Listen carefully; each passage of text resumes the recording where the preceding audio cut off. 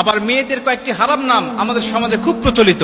ইসলাম এই নামগুলোকে হারাম করেছে, অথচ এই নামগুলো আমরা খুব আগ্রহ করে রাখার চেষ্টা করি। এই নামগুলো যদি থাকে তাহলে আজকে চেঞ্জ করে ফেলবেন, কারণ ইসলাম হারাম করেছে। এর মধ্যে প্রথম নম্বর রয়েছে রিয়া। রিয়া মানে হলো লোক দেখানো। এই রিয়া যদি কোনো মানুষের ইবাদতের মধ্যে থাকে, ওটা ইবাদতই নষ্ট হয়ে যায়। রিয়া শব্দের আরেকটি অর্থ হলো অহংকার, অহনিকা।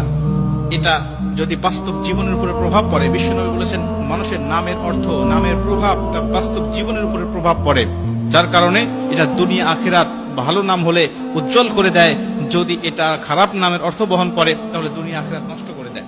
এই জন্য অর্থবোধক নাম আমাদের রাখতে হবে। রিয়া নাম এটা রাখা যাবে না। দ্বিতীয় নম্বর হলো আসিফা। আসিফা নামের অর্থ হলো সে আফসোসকারী নারী। আফসোসকারী নারী বা হতাশাময় নারী। আফসোসকারী এই অর্থ যদি তার বাস্তব জীবনের উপর প্রভাব পড়ে, সারা জীবন তার আফসোস করতে যাবে, হতাশাময় জীবন তার কাটবে। এজন্য আসিফা নামটা এটা রাখা যাবে না। 3 নম্বর যে নামটি রয়েছে সেটা হলো মান্তাসা। এটা বর্তমান সময়ে খুব জনপ্রিয় একটি নাম, মানুষেরা খুব আগ্রহ করে রাখে। আগ্রহ করে রাখার পিছনে একটি কারণ আছে, সেটা হলো এর আবিধানিক যে আরবি অর্থটা আছে এটা আমরা অনেকেই জানি না। গুগলে সার্চ দিয়ে আমরা অর্থ খুঁজি, অর্থ দিয়ে মান্তাসার অর্থ খুঁজতে গেলে গুগল বলবে এর অর্থ হলো যে সে হলো গুরুত্বপূর্ণ বা মূল্যবান, এর অর্থ আসবে গুগলে। কিন্তু প্রকৃত আরবি অক্ষর আল্লাহ পাক সূরা আল ইমরানের মধ্যে বলে দিয়েছে কত ইজ্জু মান্তাসা ওয়া তুযিল্লু মান্তাসা বিয়াদিকাল খায়র।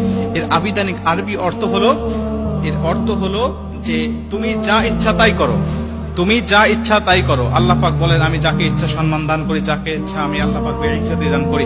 এজন্য আল্লাহ পাক বলছে কত ইজ্জু মান্তাসা ওয়া তুযিল্লু মান্তাসা। এই মান্তাসাটা আমরা এটাকে ব্যবহার করি খুব ভাবি যে আরবি কোরআনের মধ্যে আছে নামটা, কোরআনে থাকলেই যেটা ব্যবহার করতে হবে বিষয়টা এমন নয়। কোরআনে খিনজিরের কথাও রয়েছে, এটা তো মানুষ ইচ্ছা করে এই নামগুলো রাখবে না। অতএব অর্থটা কোনটা হয় এটা আমাদের খেয়াল রাখতে হবে। 4 নম্বরে যে নামটি রাখতে আমাদের সমাজে দেখা যায় খুব, সেটা হলো মাসুমা। মাসুমা হলো চির নিষ্পাপ বা যার কোনো গুনাহ নেই, চির নিষ্পাপ। এটা কোনো মানুষ হতে পারে না, নবীরা ছাড়া। একমাত্র চির নিষ্পাপ, যার কোনো গুনাহ নাই, একমাত্র নবীরা।